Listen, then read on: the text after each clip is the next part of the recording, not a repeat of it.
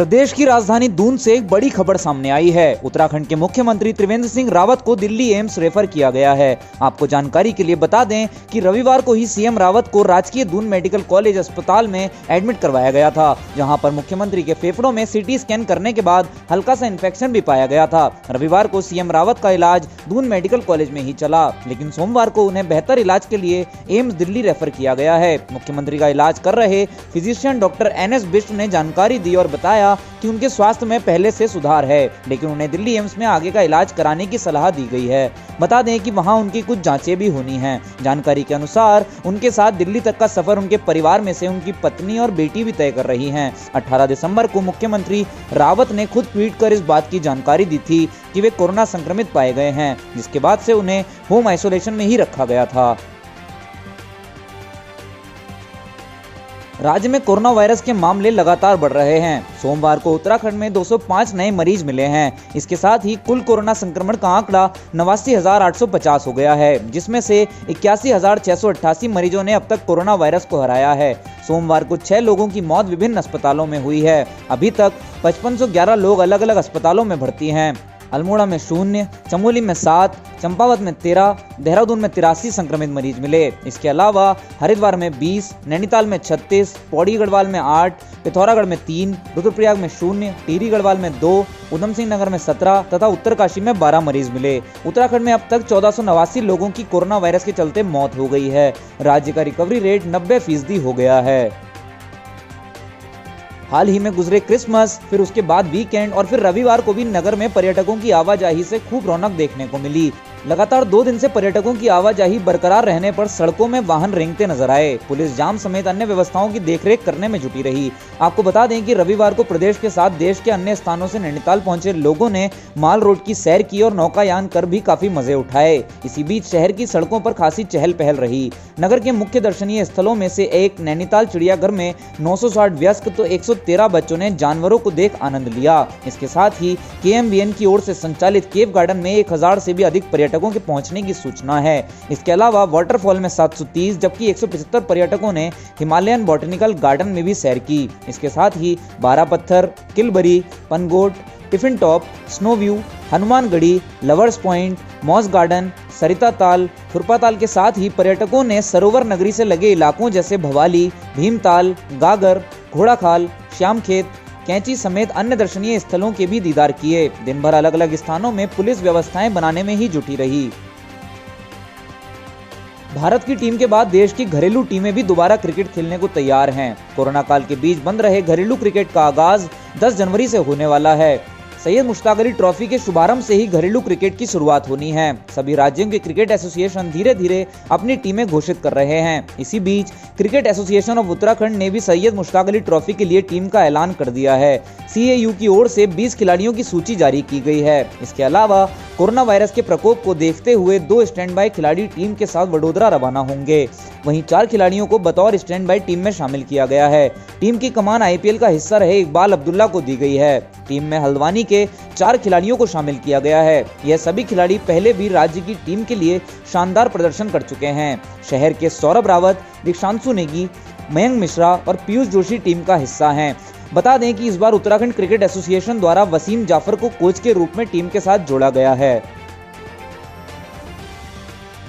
कुमाऊं के कॉलेजों में पढ़ने वाले युवाओं के लिए बढ़िया खबर सामने आई है। दरअसल अब जल्द ही कुमाऊं के युवाओं को कॉलेजों में सीखने मिल सकती है खेतीबाड़ी। पिछले काफी समय से उच्च शिक्षा निदेशालय इसी ओर काम करने में लगा है। दरअसल कृषि विषय की पढ़ाई को शुरू कराने के लिए फिलहाल 2 कॉलेजों को चुना गया है। अब नैनीताल जिले के कोटाबाग डिग्री कॉलेज और उधम सिंह नगर जिले के रुद्रपुर डिग्री कॉलेज में कृषि विषय को जोड़ने की कवायद शुरू हो गई है। आपको बता दें कि दोनों ही कॉलेजों में कृषि विषय की पढ़ाई शुरू करने को लेकर उच्च शिक्षा निदेशालय काफी गंभीर है। निदेशालय की ओर से शासन को उक्त प्रस्ताव भी भेजा जा चुका है। यह कोर्स स्नातक से शुरू करने की बात भी प्रस्ताव में कही गई है। हालांकि पेंच यह भी है कि शासन से मंजूरी मिलने के बाद भी काम खत्म नहीं होगा। कृषि विषय को मान्यता भी लेनी पड़ेगी। आपको बता दें कि प्रदेश में उच्च विभाग के अंतर्गत 105 डिग्री कॉलेज आते हैं, जिसमें से किसी भी कॉलेज में कृषि की पढ़ाई नहीं होती। सहायक निदेशक उच्च शिक्षा डॉक्टर SS नयाल ने जानकारी दी और बताया कि कुमाऊं के 2 कॉलेज रुद्रपुर और कोटाबाग डिग्री कॉलेज में कृषि विषय की पढ़ाई के संचालन को लेकर शासन को प्रस्ताव भेज दिया गया है।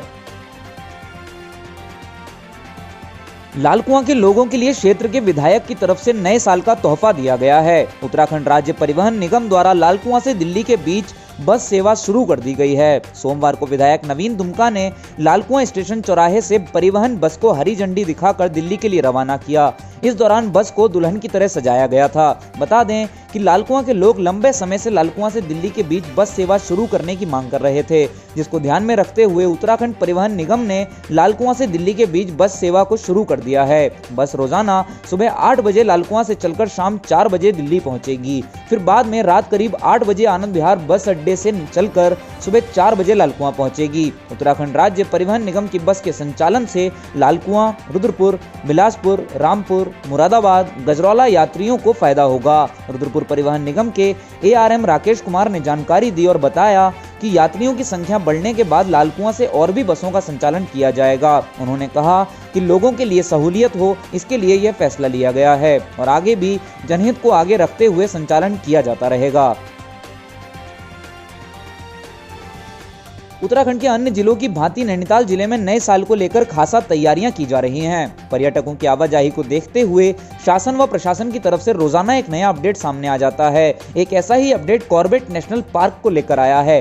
कॉर्बेट नेशनल पार्क के पास करीब 200 होटल और रिजॉर्ट हैं। इसके अलावा वन विभाग के 17 रेस्ट हाउस भी हैं। ऐसे में नए साल में सैलानियों की ज्यादा भीड़ आने का सीधा साफ नतीजा है कि आसपास में शोर शराबा भी अधिक होगा। जश्न के दौरान वन्य जीवों के आराम में भी बाधा उत्पन्न हो सकती है। इसी वजह से प्रशासन ने शोर शराबे को लेकर मानक बना दिए हैं। इन नियमों का उल्लंघन होते ही आपसे जुर्माना लिया जाएगा।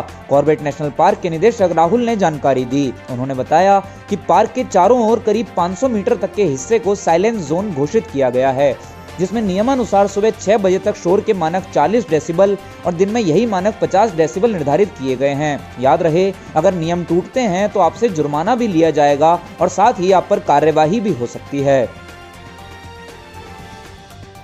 हल्द्वानी शहर से महज 4 दिनों में दूसरी खुदकुशी की खबर सामने आई है। यहां रामपुर रोड से सटे एक गांव में रहने वाले युवक ने अपने ही कमरे में फांसी का फंदा बनाकर आत्महत्या कर ली। सूचना मिलते ही मौके पर पहुंची पुलिस ने शव को कब्जे में लेकर पोस्टमार्टम हाउस भिजवा दिया।